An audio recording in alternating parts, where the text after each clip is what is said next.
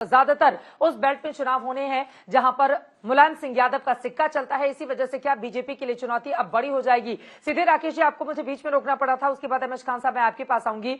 देखिए, पहले चरण के चुनाव जहां पर हुए हैं वहां पर कानून व्यवस्था को बड़ा मुद्दा बनाया गया, किसानों की भी बड़ी तादाद जिन्होंने किसान आंदोलन को लेकर जिस तरह से वो आगे बढ़े थे वो एक मुद्दा रहा था। दूसरे चरण में अगर हम आ जाएं तो खासतौर से मुस्लिम इलाकों में जिस तरह से वोटिंग हुई है उसने बहुत सारे सवालों को जन्म दिया है कि क्या मुसलमानों ने बढ़ चढ़कर किसी खास मकसद के तहत इतनी ज्यादा वोटिंग की है। लेकिन तीसरे चरण में अगर हम आते हैं तो पूरा का पूरा इलाका जहां पर वोट डाले जाने हैं, हालांकि ये बात सच है कि 17 और 19 के बाद वहां पर परिस्थितियां बदली हैं, लेकिन एक वक्त पर वो गढ़ माना जाता रहा है मुलायम सिंह यादव उनके परिवार का।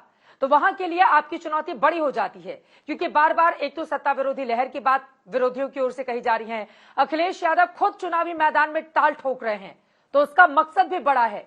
करहल में चुनाव, चूंकि वहां से पास में ही सैफई है, दूसरी तरफ मैनपुरी है, पूरा का पूरा वो इलाका घिरा हुआ है, तो यकीनन उसके जरिए बीजेपी के लिए मुश्किलें वो पैदा करना चाहते हैं।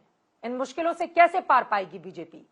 राकेश त्रिपाठी, जिस जिस एरिया को आप गढ़ बता रही हैं, मैंने पहले ही बताया कि उसी गढ़ में फिरोजाबाद में हम गढ़ इनका ढा चुके हैं।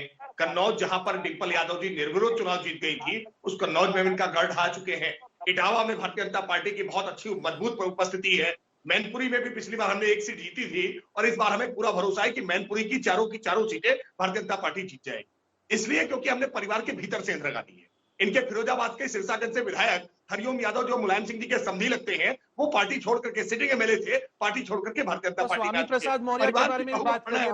पार्टी छोड़ करके भारतीय जनता पार्टी में आ चुकी है। इसलिए विधायक छोड़ के गए, मंत्री छोड़ के गए। अरे की बात नहीं बने, आपको मालूम नहीं कि बीच में नहीं बोला जाता है। आप चुपचाप धैर्यपूर्वक हमसे कह रहे हैं कि बीच में नहीं बोला जाता है। आप कह रहे हैं आप जब बोलेंगे मैं आपको सुनूंगा, इतना बौखलाइए मत। एक करके एक बार उनकी बात पूरी हो जाने दीजिए राकेश त्रिपाठी जी की, प्लीज। सुधीर जी प्लीज, एक बार उनकी बात पूरी हो जाए, उसके बाद आपकी बारी जब आएगी आप बोलिएगा, साथ में मत। भतीजे ने शिवपाल सिंह यादव को 100 सीटों का वादा किया, 100 सीटों का वादा करके 35 सीटों पर समझौता किया और आखिरकार एक सीट केवल दिए। शिवपाल सिंह यादव के तमाम समर्थक, उनके साथ जुड़े हुए तमाम उनके शुभचिंतक वो भारतीय जनता पार्टी के पक्ष में प्रचार कर रहे हैं। इसीलिए करहल में आप परेशान हो रहे हैं, इसीलिए करहल में आप हिंसा का सहारा ले रहे हैं। हमारी राज्यसभा की सदस्य गीता साकी जी पर हमला करती हैं, मुझे स्वयं धमकी देते हैं गोली मारने की।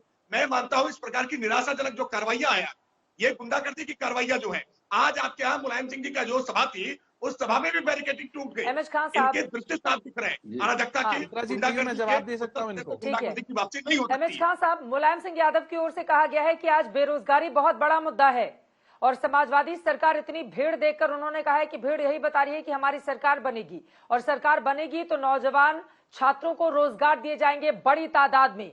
ये भरोसा देते हुए नजर आए मुलायम सिंह यादव, इस पर क्या कहेंगे एमएच खान साहब आप? व्यापारी के बारे में मुलायम सिंह यादव भी कुछ भी कह ले, समाजवादी पार्टी आज की डेट में अखिलेश यादव की अध्यक्षता में चल रही है। अखिलेश यादव ने 2012 में क्या कहा था कि मुसलमानों को 16% आरक्षण देंगे, नहीं दिया और वादा तो किया था। दंगा कराया जिसमें 62 मुसलमान मारे गए। मुसलमानों को तादाद ज्यादा है दंगे में, हिंदुओं को तादाद कम है। उसमें आप बैठ के सफाई में नाच देख रहे थे। तो परिवार को, अभी सुरेंद्र सिंह जी बहुत अच्छी बात कर रहे थे, जो परिवार को एक न रख सके तो वो जनता की क्या सुनेगा? बाप को साथ नहीं रख सके, बाप शिवपाल यादव आज वहां रो रहे हैं, कह रहे हैं कि साहब हम तो 100 सीट मांग रहे थे, एक सीट दे दिया।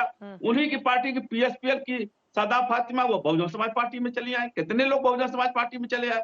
सब इनके पार्टी सब टूट टाट हो रहा है। ये करहल सीट ही पूरा उत्तर प्रदेश नहीं है, एक वो बेल्ट ही पूरा उत्तर प्रदेश नहीं है। सब जन हिताय सब जन सुखाय, सबको साथ लेकर चलने वाली पार्टी बहुजन समाज पार्टी है।